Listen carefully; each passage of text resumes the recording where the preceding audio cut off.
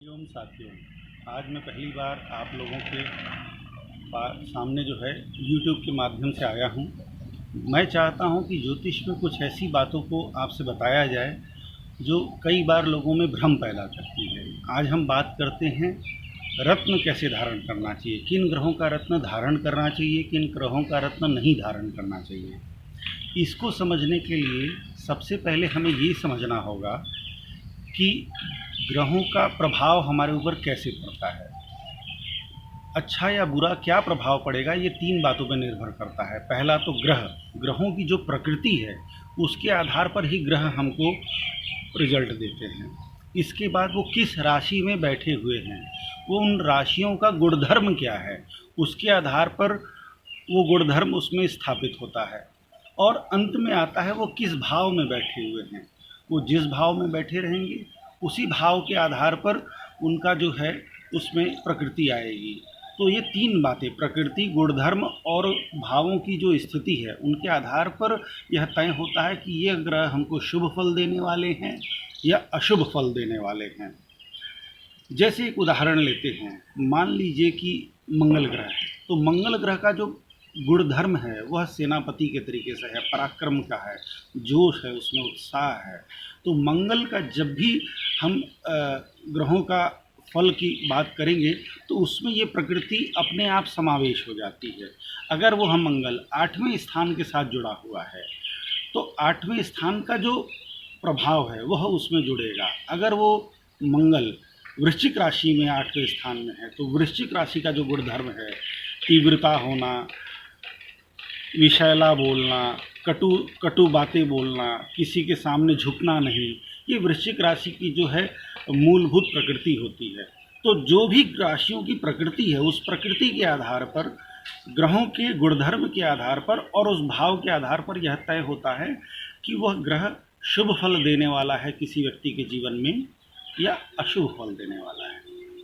अब जैसे उदाहरण लिया मैंने मंगल का, मंगल अगर 8वें स्थान से जुड़ा हुआ है तो 8वां स्थान का जो एक प्रभाव है, मृत्यु, कष्ट, कठिनाई, बाधा, असफलता, वह अपने आप मंगल के साथ जुड़ जाएगा।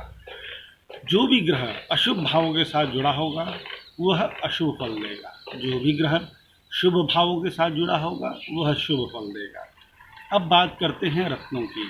रत्नों में कई बार देखा गया है कि बहुत सारे लोग ये विचार रखते हैं कि जो ग्रह खराब है या जो ग्रह शुभ फल देने वाला नहीं है, हमें उसका रत्न धारण करना चाहिए। लेकिन मेरे व्यक्तिगत मत के आधार पर, जैसा कि मैंने अपने 22 वर्ष के ज्योतिष के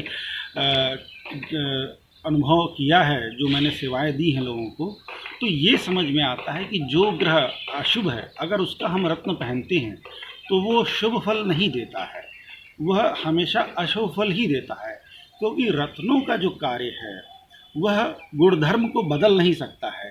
रत्न हमेशा प्रभावों को इन्हेंस करते हैं, वो एक एनर्जी बूस्टर की तरीके से है। अगर ग्रह अच्छा है तो रत्न पहनेंगे तो अच्छा फल मिलेगा। अगर ग्रह खराब है, वो खराब भावों के साथ जुड़ा हुआ है, तो आप रत्न पहनेंगे तो उसका जो फल होगा वह खराब होगा।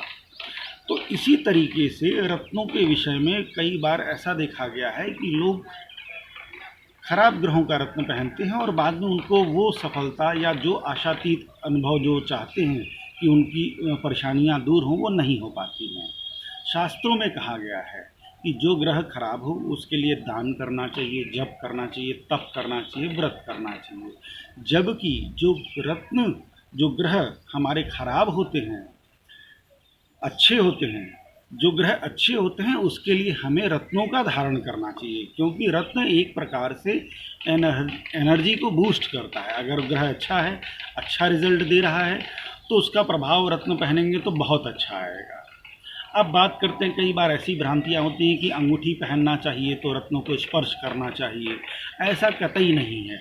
हम अपने शरीर में अगर उसको धारण किए हैं, चाहे वो ब्रेसलेट के माध्यम से हो, चाहे वो लॉकेट के माध्यम से हो, चाहे वो अंगूठी के माध्यम से हो, तो ऐसा कोई आवश्यकता नहीं है कि वह त्वचा से स्पर्श करेगा तो ही रिजल्ट देगा। हमारी जो शरीर की ऊर्जा होती है, जिसको अंग्रेजी में ओरा बोलते हैं, अगर वह उस ओरा के अंतर्गत आता है रत्न, तो वह जेब में भी क्यों न रखा हुआ हो, उसका प्रभाव हमारे शरीर पर आएगा। पहले के इसको हम इस तरीके से समझते हैं कि पहले के समय में आप लोगों ने देखा होगा, जो राजा महाराजा थे वो मुकुट पहनते थे और मुकुट में उनके बहुत सारे रत्न होते थे। तो वो रत्न मुकुट में कोई शरीर से स्पर्श नहीं कर रहे होते थे, लेकिन फिर भी वो अपने गुणधर्म के आधार पर अपना फल देते थे।